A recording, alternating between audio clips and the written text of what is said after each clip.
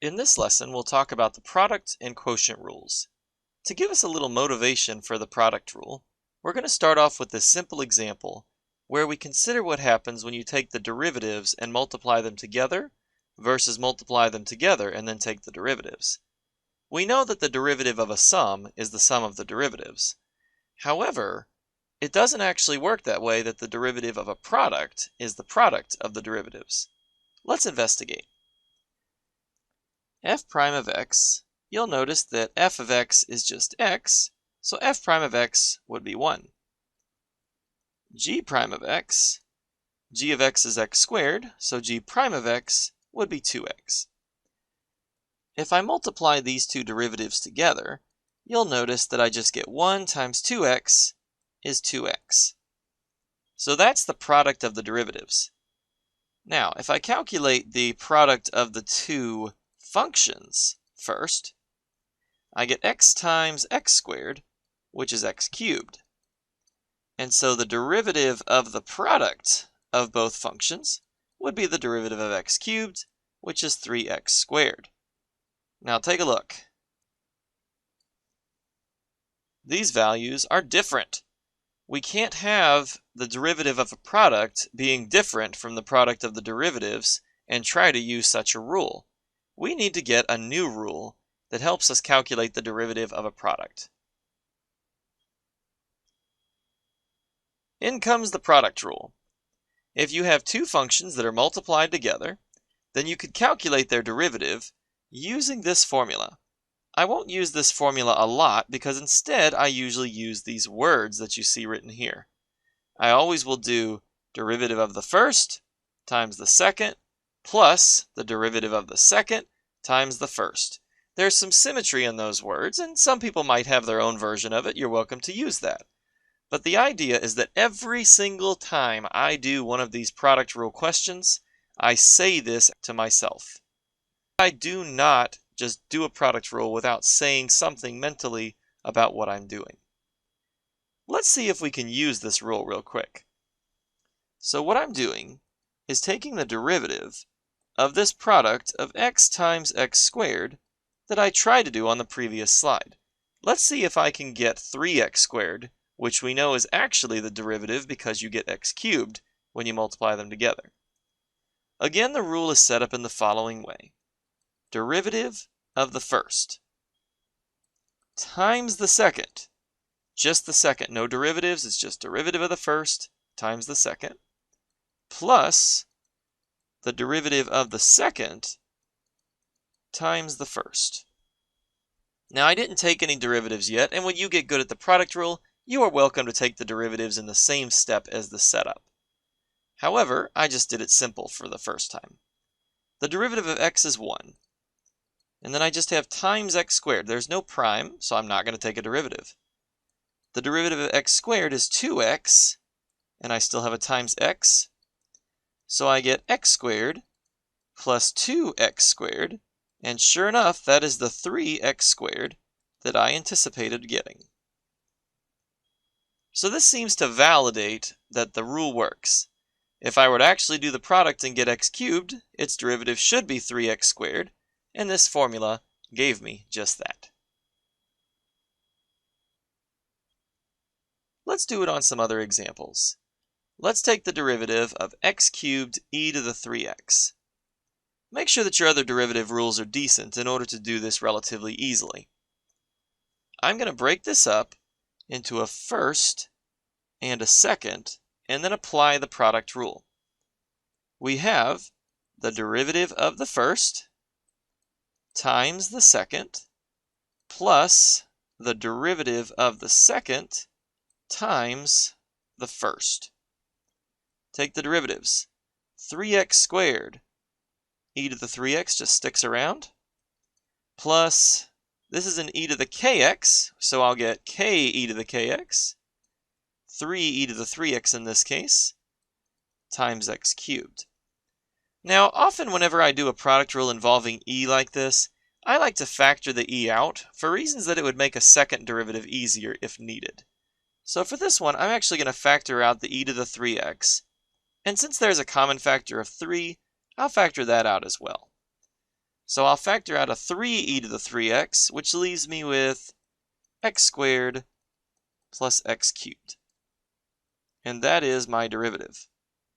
Now you might be wondering, why didn't I factor out the x squared as well? Well, my basic reason is, imagine you had to take the derivative of this expression. In its current form, you would just have the product rule. If you were to factor out x squared, then you would have a product of 3 things, and that becomes really messy. So sometimes it's nice just to factor out the e. Second example, t squared, natural log of t plus 1. Again, I'll start it up by saying derivative of the first times the second plus the derivative of the second times the first. Now calculate your derivatives. T squared becomes 2t. Still have the natural log of t plus 1. The natural log of t plus 1 is technically the chain rule. Your outside function is the natural log, and your inside function is the t plus 1. So the natural log of u would give me 1 over u, but this is just the idea of 1 over, leave the inside alone, times the derivative of the inside, and don't forget to put your t squared back.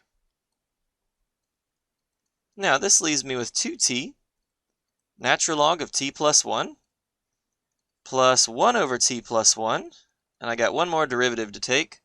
The chain rule said take the derivative of the inside. That's a 1, and then I have a t squared on the outside. If I do one more simplification, I'll write this as 2t, natural log of t plus 1, plus t squared over t plus 1.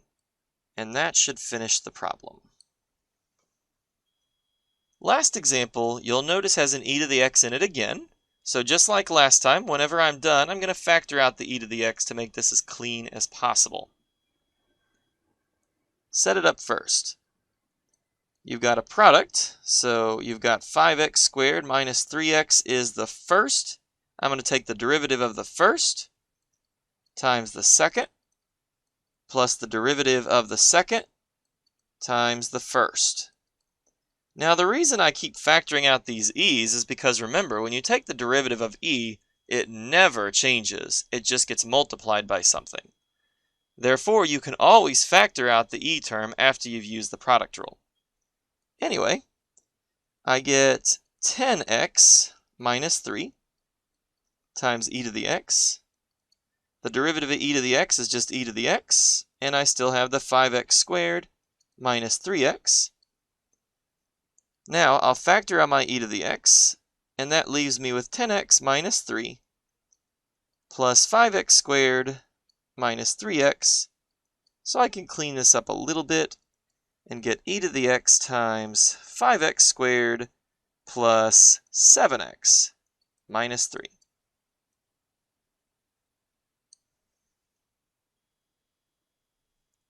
Here's an interesting example.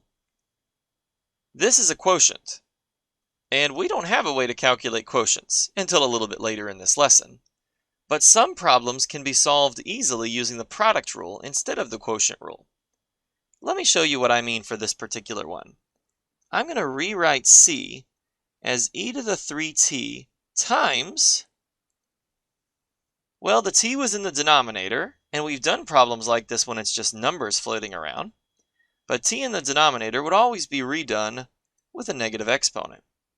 Now we have a product, so we can do the derivative is the derivative of the first times the second plus the derivative of the second times the first. Take these derivatives, I get 3e to the 3t, t to the negative 1, plus this becomes negative 1 t to the negative 2 times e to the 3t. I'll factor out my e to the 3t. That leaves me with 3t to the negative 1 minus t to the negative 2. Yeah, you could maybe clean that up a little bit, get it in the denominator with no negative exponents, but I'm just going to leave it just like this. let's do one quick application of what we can now do with the product rule. We've got a demand curve having this P equals 80e to the negative 0.003 Q. P is the price, Q is the quantity. And remember, this is that weird economics form where they say that the price is a function of the quantity. I don't always agree with that, but whatever works. So anyway, we need to calculate the revenue and then find the marginal revenue. The revenue is going to be the function P times Q. That's a formula we've used a few times at this point. P is 80 e to the negative 0.003 Q. Q is just another variable. So let's write R of Q is equal to 80Q e to the negative 0.003 Q. That's my revenue function. And then to find the marginal revenue, I'll just take the derivative. R prime of Q. Let's break it down into first and second. Often if there's a coefficient, I like to capture it on the first term and use it there. We've got the derivative of the first times the second plus the derivative of the second times the first. Take these derivatives, you get 80 e to the negative 0.003 Q, and then plus, when I take this derivative, it's again that e to the k q in this case rule, you get k e to the k q. And then I've still got my 80q floating around. So I get 80e to the negative 0.003 q. This is now going to be a minus, and I'll multiply my numbers together to get 0.24, still have a q, e to the negative 0.003 q, and then I'll clean that up just by factoring out the e once again. E to the negative 0.003 q. I'm left with 80 minus 0.24 q, and that would be my marginal revenue of q function, because marginal revenue is the derivative. Next, let's talk about the quotient rule. As with the product rule, the quotient rule is used in a specific case of derivatives. Where the product rule you use every time you see a product of two functions, the quotient rule generally is used every time you see a quotient of two functions, or perhaps even a fraction of two functions is a way that you could think about it. Now I will highlight this formula here. However, just like I did with the product rule, I'm more interested in using words every single time I do one of these problems. And so here are my words. You take the derivative of the top times the bottom, minus, slightly different from the product rule, minus the derivative of the bottom times the top. And then we have this all over the bottom squared. So the quotient rule takes a problem that was a quotient and changes it to its derivative, which is again another quotient. So let me point out also that you really don't have to use the quotient rule at all. If you're good at changing quotients to products and then using the chain rule, you actually never have to know the quotient rule. So it's up to you if you really want to use it. However, for our purposes, let's use the quotient rule for all of our examples here. Let's take the derivative of this expression. We call this thing y prime, as usual. And so we take the derivative of the top times the bottom minus the derivative of the bottom times the top. And again, every time I do these problems, I go ahead and put in the derivative notation, but don't calculate the derivatives yet. All over the bottom squared. So then let's calculate our derivatives. The derivative of 3x squared is 6x. And then we have the x cubed minus 1. The derivative of x cubed minus 1 is 3x squared. And then we also have the other 3x squared. Put it over this same denominator. And while I could simplify this, I'm just going to go ahead and stop here. This will be my final answer. Next example. Now, this is a place where I would not use the quotient rule, and this is why. I have a number in the numerator, and when I take the derivative of the top, I'm just going to get 0. That's a bit of a waste of time to do. So a better way to solve the problem if you see a number in the numerator is to rewrite it. I'll just rewrite this as 1 plus e to the x to the negative 1 power. Now that should be pretty helpful.